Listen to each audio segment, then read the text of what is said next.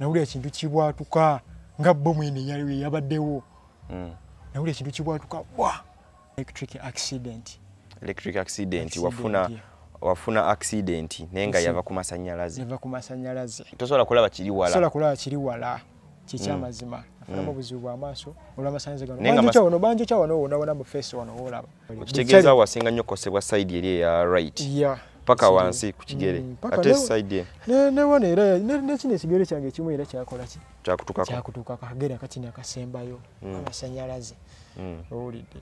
Salamu alaikum warahmatullahi wabarakatuh. Yegolodde obwentoogo nze muzukulu wa Kisolo Sonko Muhammad nateera nga ngobye bumale okubatuusaako emboozi ey'enjawulo. Nako lwaleero emboozi gye tulina ya njawulo ddala tuteebyetebye olugendo okuva Bweyogerere mu Wakiso district nyina tutambulirako mu bitundu by'e Nakaseke eno okujja okusinkana muganda waffe ng'ayina emboozi gy'agenda okubeera ng'atunyumiza.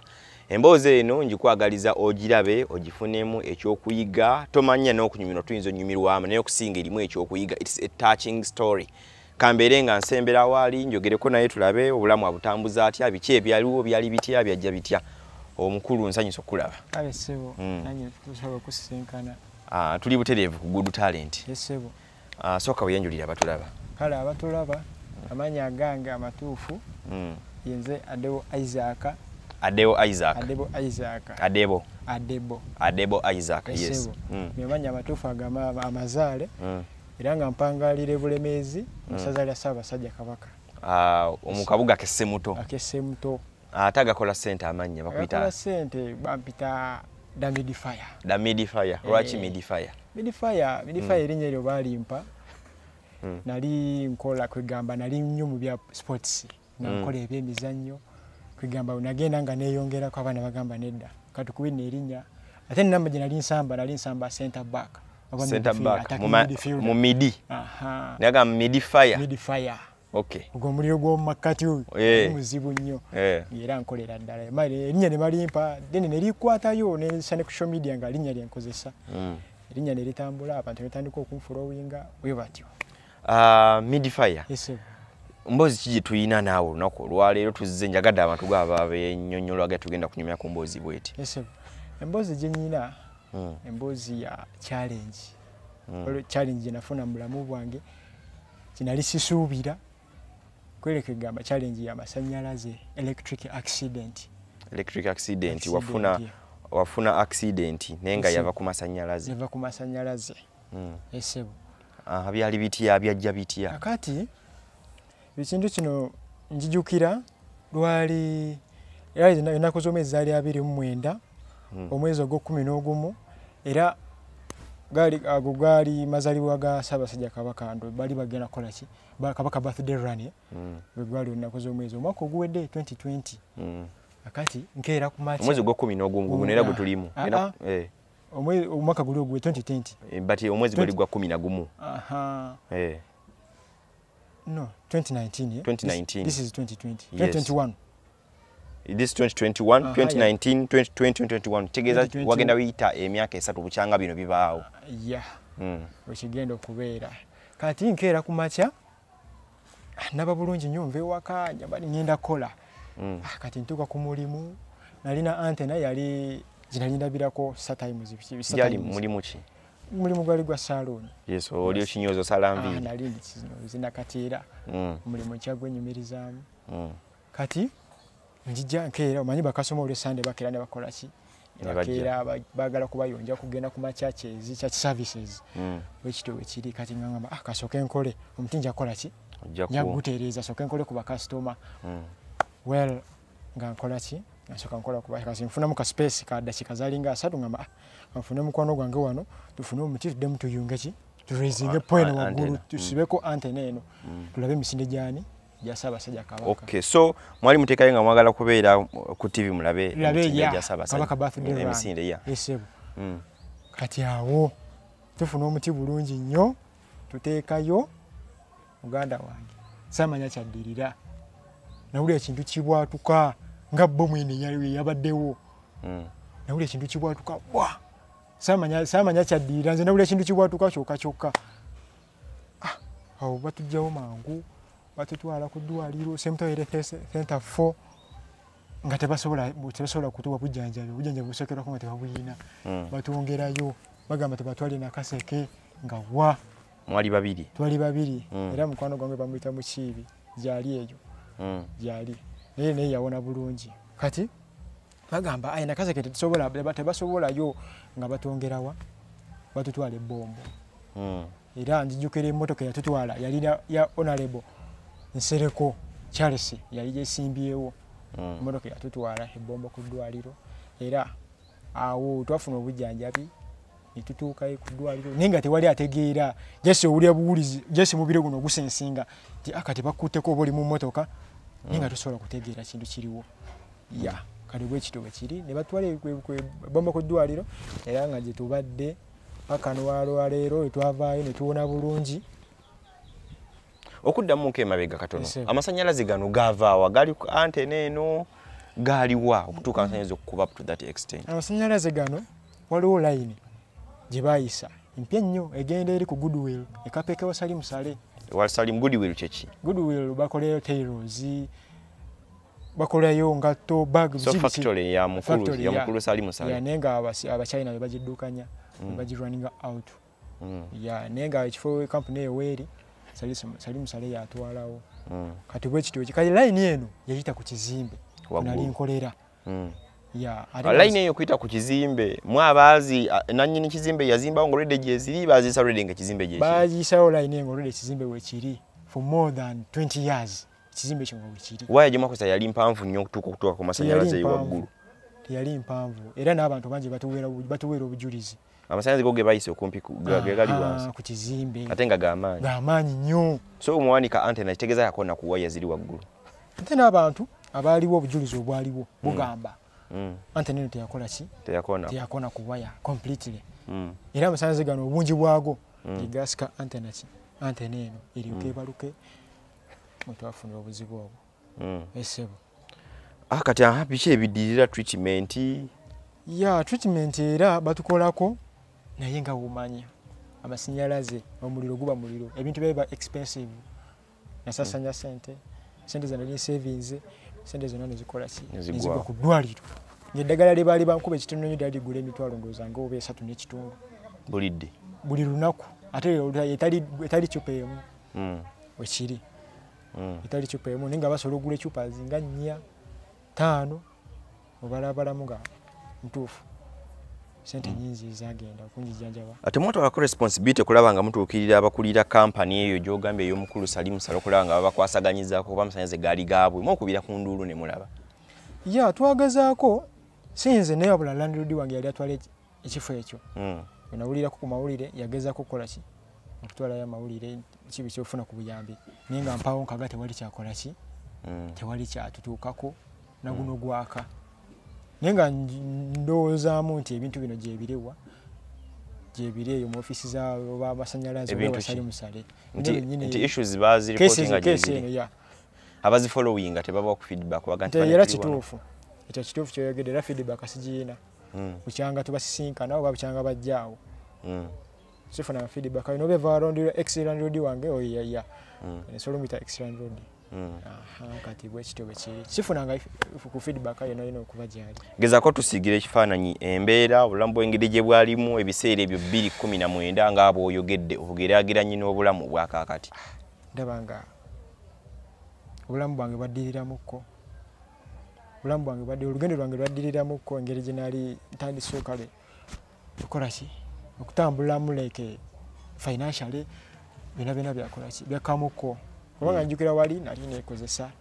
ne kali business yasaanawo ekyo naye challenge y'amaanyi nali I was self employee nali ngezako kubanga nsasula omusolo masannyalaze biki zino town council bikize nga I take responsibility for the cases actually reasons wekityo wekiri kati olwaleero ndabanga bintu bikyakola eki tebitambula bulungi kyekyamazima biri bitya right now embeera eriwo embeera si mbi nnyo naye ate mbi okutwaliza awamu okusinza wali nali nekozesa nga nyingi z'akasente naye kati panaawo osobola okukubira ku mukwano gwe yali nga oba customer nkagamba neta kola ki nga tasobola kuyaba kuba tukyakola tukyakola ne baga kankuweereza yo omutwalo bonna tokosala enviri nga nzija n'okola ki ne kati tekyaliwo manager esebo tekikyaliwo obulamu bwo nga ng'omubiri biki bye wakosebwa n'ogamba nti wano kino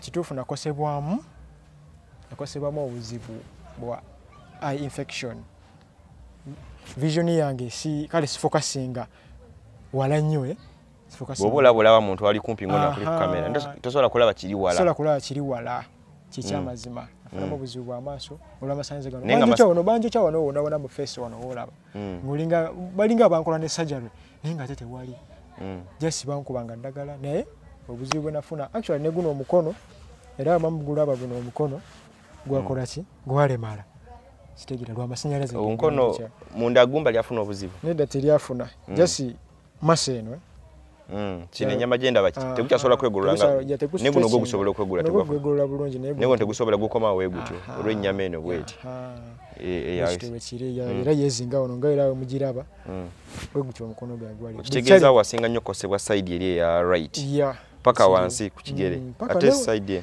ne wano era nekino ekigere kyange ekimu era kyakola ki kyakutuuka akagere akatini akasembayo amasannyalaze owulidde sigamba nti nooba nali nakikola mu bugenderevu oba ki naye kyajja nga accident sigamba nti nooba amasannyalaze nali ngazanyirako no kubanga nali mbadde mu bizinesi y'amasannyalaze nga nkozesa amasannyalaze for 8 and 5 osegeera emyaka gibadde 8 nga ndi mu mulimu gw'amasannyalaze nga gwe nkola nviiri era obeera okubanga olwaningisa amasannyalaze wekiri olina omuntu gw'oyinza okukiikira ensingo oba okunenyamu ku kino ekyakutuukako sisobola kunenya naye tebabulayo toyinza kugamba nti konenya omuntu directly nedda era bateeka okuba nga waliyo abakola ki abali behind this challenge abali behind batya nti waya zayita kumpi nnyo nti byali bitya yawe kiri kubanga bano abasajja bayinza kuyisa waya amasannyalaze ku kizimbe ate nga already twaliwaawo nga tukola ki tukola mirimu gyaffe nganze omuvubuka omuto kyankosebwa bubi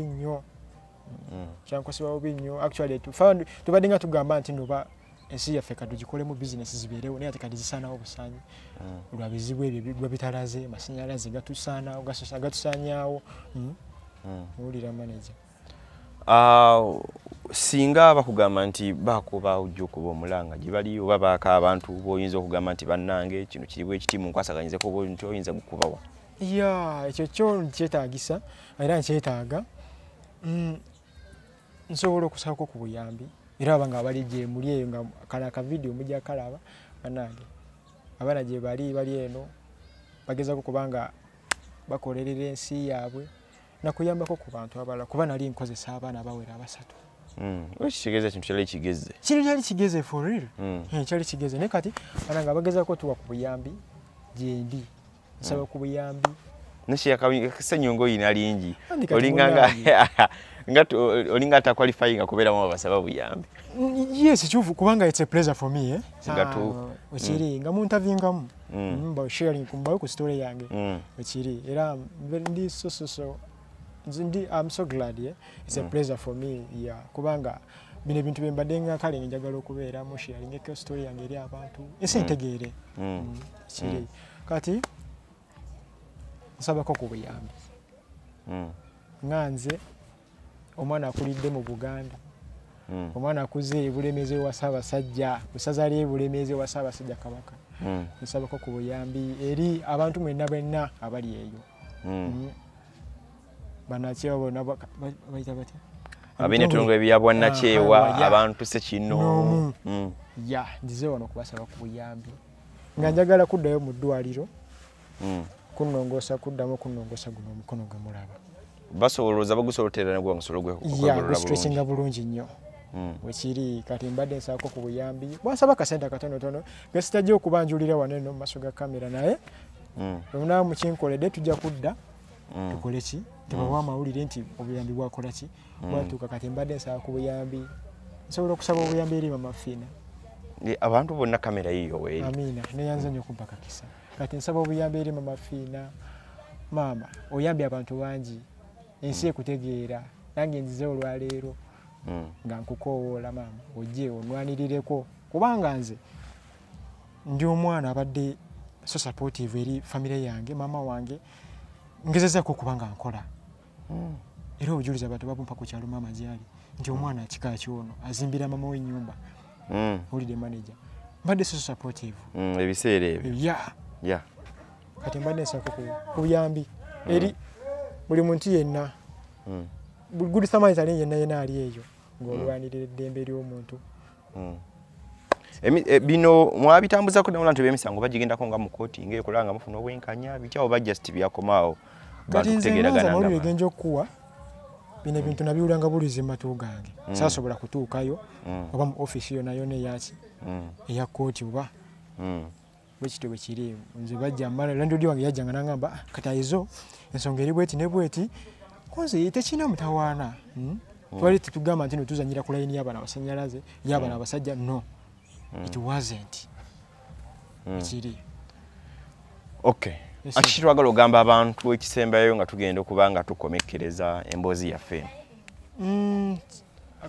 akasembayo akatalekeka kwegamba eri abantu mwenna mufolowinga kano ka video mukalabe mukasharinge mutubererewo actually nyala na kwebaza Good Talent Management okumpa akakisa kano nenjogerako eri ensi nenjogerako eri abantu bange abesemuto abantu bange abekapeka Kikondo Lule wow abantu bangi negwanga lyonna newalala ukiri worldwide mbebaziza nnyo neyanze nnyo mwebale ddala ntumiddeko mama wange eyo Madam Grace mami nkwagala nnyo n'abantu bokuweyogerere wero spring sister tomwerabira sister naye sister nkukonyeko Jabini Josh Jamaica anayi mwenna mbakonyeko naye nga keko history yange gyenshyalinza n'abantu nammwe mukalabe mukasharinge asigadde nze Damidi Fire amanya gakola sente naye nga amanya gewaka mpitibwa Adebo Isaac Nkambo lerinnya linaweebwa muno mu Buganda ewa Ssaabasajja Kabaka. Adebo Isaac Nkambo libaku wa Ssaabasajja Kabaka. Yeno ebadde emboozi ye olunaku olwaleero so tubadde mu bitundu by'Essemutero mu ssaza lya Ssaabasajja Kabaka eri Bulemeezi nga tugeza kulaba nga tugabana oba okusharinga emboozi eno. Ebiseera ebisinga obungi tuleeta emboozi nga zino gwali eyo ofunemu ekyokuyiga. Kira abantu abamba wanjaga ne bagebeera nga bakuba omulanga eri mmwe abantu ababeera balaba abatugoberera n'abalabona bana Uganda nga bw'oba olina ky'osobola obba ng'okwasizaako so olw'obutabeera kintu kiri tangible nti okikwatako kasobola obba akasente ekintu ky'okwatako kyotakwatako oba gasobola okubeera amagezi kye bayita advice nti omuntu owayekola bwati ne bwe tujja kukola kino liyinza okuba eddagala ng'oliina esobola okuba nga liyamba ku muntu aveeko ebiwundu ebiyinza obba nga bimuli ku mubiri oba eddagala ery'omwoyo omuntu n'omuteekamu akasimu n'oyogera naye n'obeera nga omunnyonnyola ensonga zino nga bwe zibeera ziri. Tuyinza obutasukako bano olunaku olwaleero naye osobola commentinga wansi yabeera ready okubeera ng'osharingako naffe enzimu ku mboozi z'obeera oyina n'ebirala bingi ebifaanaganako ng'ebyo. Erinnya lyange nze Sonko Muhammad mubeere bulungi.